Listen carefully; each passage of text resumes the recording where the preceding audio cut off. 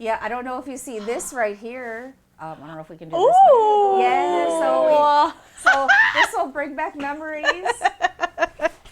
This is we must be the change we wish to see. 2013? Is it 2012 to 13? 2013 to 2014, it says.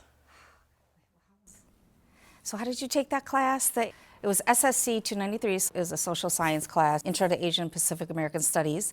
Rolls right off the tongue. Yeah, because I think you took it as a senior. Yeah. So do you remember why you took that class? I think I heard about the Asian Pacific American Studies program through you and a few other of my friends. While I was in college, I had a sorority sister. She signed up for Asian Studies at Michigan State University because she wanted to learn more about her heritage and her identity, her background, her history. She was born here, raised here, but it ended up being like all about Asia, like overseas. And she was learning about like China overseas and like their practices there, which is great and that's fine, but she couldn't relate to it because she was like, I don't know, I wasn't born there, I haven't been there in a long time. And then that's when I had learned about the Asian Pacific American Studies program. And when I first took that class, I don't know if you remember this, Meaghan, but everyone that ends up taking that class just gets so fired up and excited because for the first time in their educational academic careers, they're actually learning about like their people and what it was like, right? Yeah, so I love it. It used to be a 1 credit class. I think when you took it, it might have been a 3 credit class, I think. People would not necessarily want to take the class because they didn't feel it was relevant or urgent or made, what is Asian American Studies? And so I would always love that challenge of them taking it just because they needed a credit and then it being kind of this, oh my gosh, I didn't know what happened. It's this like life-changing moment and I really, really relished in that. I love that. I love that feeling of being able to open their eyes and wake them up to the injustices that the perceived Asian Americans didn't have any issues or challenges. I brought this. Wow. Because I thought it'd be fun to see what's in it after all these years. I have it written here, 2015 Brenda wrote, European culture created the idea of Chinese. Like even back then, we didn't get to be who we were being defined by like European culture and what they wanted us to be and how they saw us, Do you remember that lesson about Martin Luther King? Yes. And the Selma March in Alabama, I believe it was?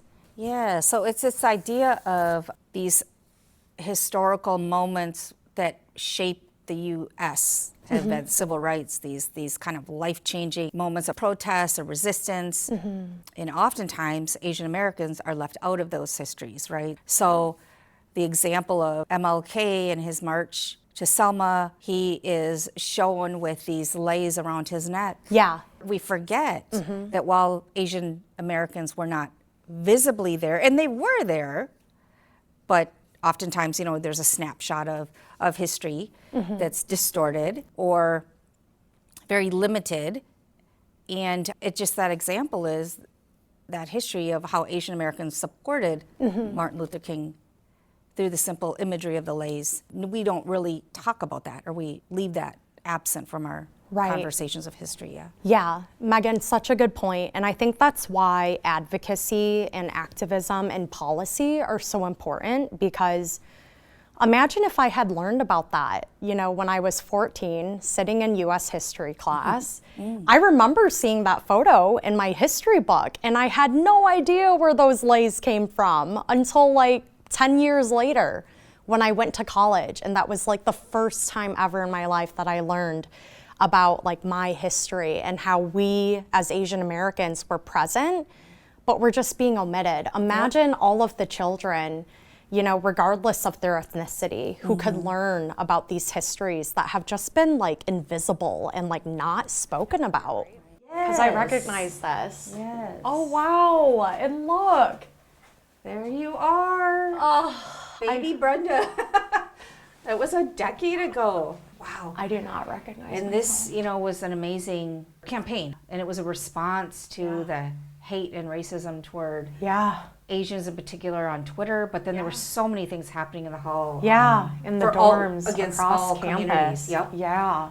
The idea of the APA Studies class is to empower students. It's about this is not you're learning about something else. This is you're learning about yourself, about your history, about your culture, about your traditions within the U.S. That doesn't mean that you can't celebrate your ethnic, cultural traditions, right? So you can embrace being Vietnamese and Chinese, right? But your experiences within the U.S., intersects with so many communities of color. It's very U.S. specific, right? You have your likes, your hobbies, the influences popular culture. But we often don't talk about that, right? It's when we talk about Asian Americans, it's Asians in Asia. In Asia, it's your Vietnamese or your Filipino or whatever, right?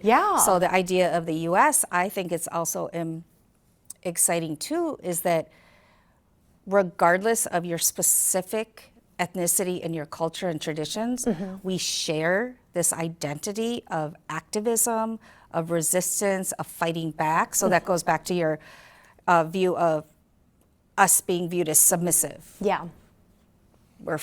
We have consistently fought back, resisted, but we aren't taught that.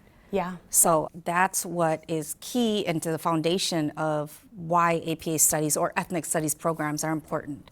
To tell that whole story. Agreed. Not a distorted history. And it's often students who have the privilege of going to college get that opportunity, right? And it's like, it's an extra. It's not part of it. It's like, oh, you happen to come across it. Since I've been here. Been like 15 years. Yeah, but maybe it's calling, all the things that are happening now, maybe it's calling for us to revisit and do something like this in a united way. Isn't that crazy? 11 years later. You think more would change, but not much, huh? You can find more at onedetroitpbs.org or subscribe to our social media channels and sign up for our One Detroit newsletter.